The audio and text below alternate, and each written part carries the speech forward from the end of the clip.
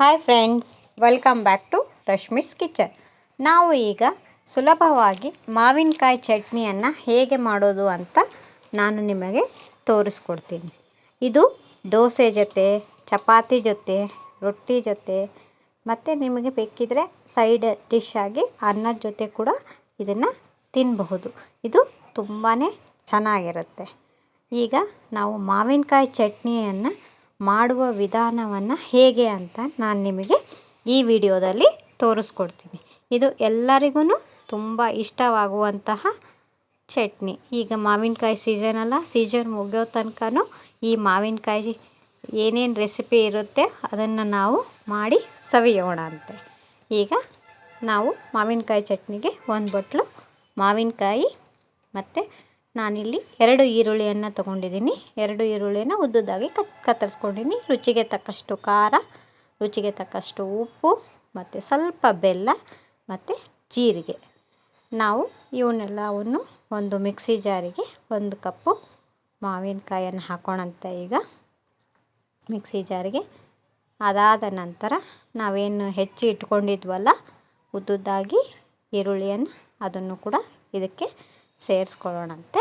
ನೀವು ನಿಮಗೆ ಕ್ವಾಂಟಿಟಿಗೆ ಎಷ್ಟು ಬೇಕೋ ನೀವು ಅಷ್ಟು ಮಾಡ್ಕೋಬೋದು. ನಾನಿಲ್ಲಿ 1 ಮಾವಿನಕಾಯಿಗೆ 2 ಈರುಳ್ಳಿಯನ್ನು ತೊಗೊಂಡಿದ್ದೀನಿ. ನಾನಿಲ್ಲಿ 3 ಟೇಬಲ್ ಸ್ಪೂನ್ ಆಗುವಷ್ಟು ಅಚ್ಚ ಖಾರ ಪುಡಿಯನ್ನು ಹಾಕ್ತಾಯಿದ್ದೀನಿ. ನಿಮಗೆ ಇನ್ನಷ್ಟು ಖಾರ ಬೇಕು ಅನಿಸಿದರೆ ನೀವು ಇನ್ನೊಂದು ಚಮಚನ ಆ್ಯಡ್ ಮಾಡ್ಕೋಬೋದು.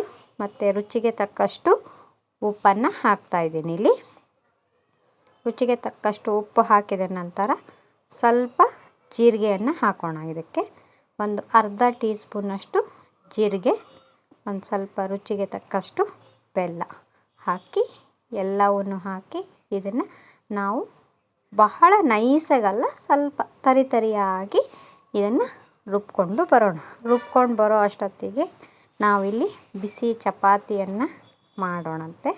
ಬಿಸಿ ಚಪಾತಿಯನ್ನು ಮಾಡಿ ಅದನ್ನು ಒಂದು ಪ್ಲೇಟ್ಗೆ ಹಾಕಿ ನಾವು ಈಗಾಗಲೇ ರುಬ್ಬಿಟ್ಕೊಂಡಿದ್ವಲ್ಲ ಆ ಮಾವಿನಕಾಯಿ ಚಟ್ನಿಯನ್ನು ಈ ಚಪಾತಿ ಮೇಲೆ ಹಾಕಿ, ಬಹಳ ಸಣ್ಣಗೇನು ಬೇಡ ಫ್ರೆಂಡ್ಸ್, ಇದು ಸ್ವಲ್ಪ ತರಿಯಾಗಿದ್ದರೆ ರುಚಿ ಇರುತ್ತೆ.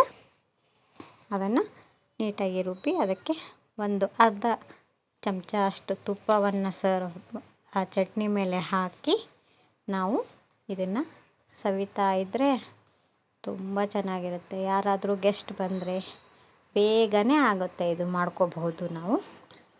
ಈ ವಿಡಿಯೋ ನಿಮಗೆ ಇಷ್ಟ ಆದರೆ ಲೈಕ್ ಮಾಡಿ, ಶೇರ್ ಮಾಡಿ, ಕಮೆಂಟ್ ಮಾಡಿ. ನೋಡಿ ಫ್ರೆಂಡ್ಸ್, ನಮ್ಮ ಮಾವಿನಕಾಯಿ ಚಟ್ನಿ ಎಷ್ಟು ತುಂಬ ಮಸ್ತ್ ಬಂದಿದೆ ಅಲ್ಲ. Thank you.